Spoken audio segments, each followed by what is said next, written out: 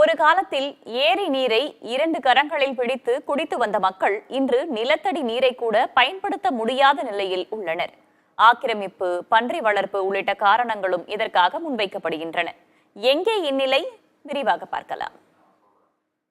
நீரின்றி அமையாது உலகெனின் யார் யாருக்கும் வானின்று அமையாது ஒழுக்கு என்றார் வள்ளுவர். ஆனால் இங்கு பல ஆண்டுகளாக தேங்கி நிற்கும் கழிவு நீரால் வன்றந்தாங்கல் பகுதி மக்கள் பல்வேறு இன்னல்களுக்கு ஆளாகி வருகின்றனர்.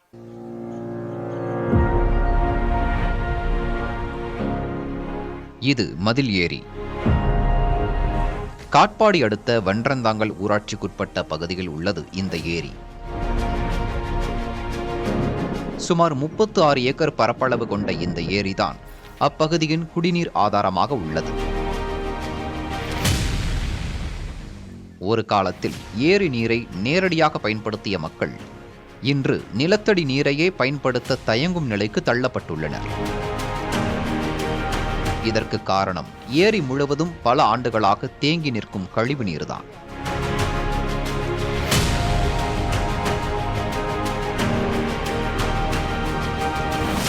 மழை நீரை சேமித்து வைக்க வேண்டிய ஏரியில் தற்போது முழுவதும் கழிவுநீர் தேங்கி கிடக்கிறது. ஏரியின் சில பகுதிகள் ஆக்கிரமிப்பில் உள்ளது. வன்றந்தாங்கல், கல்புதூர், மெட்டுக்குளம், ராஜீவ்காந்தி நகர் உள்ளிட்ட பகுதிகளில் கழிவுநீர் அனைத்தும் கால்வாய்கள் வழியாக நேரடியாக இந்த மதில் ஏரியில்தான் வந்து கலக்கிறது. மேலும் ஏரி ஆக்கிரமிப்பு செய்யப்பட்டுள்ளதாக வழக்கும் தொடரப்பட்டுள்ளது. இந்த ஏரிக்கு கரையே இல்லை. இப்பொழுது கரை பூராக ஆக்கிரமிப்பு செய்திருக்கிறார்கள். கரை பூராக கட்டிடம் கட்டியிருக்கிறார்கள். ஏறக்குறைய 300 ஏக்கரில் ஒரு 50 ஏக்கர் நிலத்திலே வீடுகள் கட்டியிருக்கிறார்கள். மழை காலங்களில் ஏரி நிரம்பி வெளியேறும் கழிவுநீர் தெருக்களில் பெருக்கெடுத்து ஓடும் நிலையும் ஏற்படுகிறது.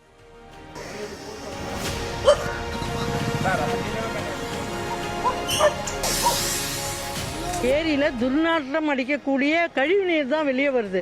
அப்படி வரும்போது எங்களுக்கெல்லாம் வியாதிகள் வருமா வராதா என்பது என்னுடைய கேள்வி. அதுவும் இல்லாமல் ஒவ்வொரு முறையும் இப்போ வரும்போது எங்களுக்கு வெளியே கூட வர முடியல, கேட்டை தன்னு வெளியவே வர முடியல. மேலும் ஏரியை ஒட்டி போடப்பட்டுள்ள ஆழ்துளை கிணறுகளில் இருந்துதான் அப்பகுதி மக்களுக்கு குடிநீர் விநியோகம் செய்யப்படுகிறது.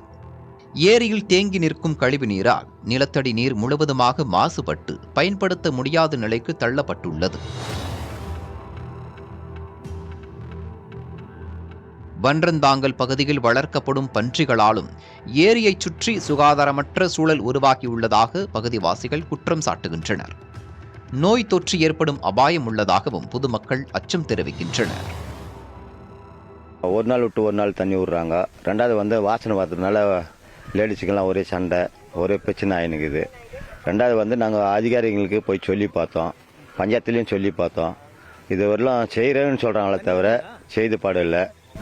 எங்கள் ஊரில் வர்றது அந்த போர் தண்ணி, உப்பு தண்ணி தான். அதை தான் நாங்கள் குடிக்கிறோம், அதை தான் நாங்கள் யூஸ் பண்ணுறோம். இந்த ஏரியில் கசட தண்ணி நிறைய தங்கிட்டு இருக்குதுங்க. அந்த தண்ணியை முதல்ல எங்களுக்கு காலி பண்ணி கொடுங்க. அந்த ஏரி சுத்தம் பண்ணிங்களே எங்களுக்கு குடிக்கிறதுக்கு தண்ணி ஒரு அளவுக்கு நல்லா வரும். எங்களுக்கு நல்ல தண்ணி கிடையாது. நாங்கள் உப்பு தண்ணியில் தான் குடிக்கிறோம். இப்போ இன்னை வரல கூட உப்பு தண்ணியில் தான் இருக்கிறோம். எங்களுக்கு நல்ல தண்ணி கிடையாது. நாங்கள் எவ்வளவோ தலைவர்கிட்ட போய் சொல்லி பார்த்தோம், யாரும் அதுக்கு அந்த ஸ்டெப்பு எடுக்கல.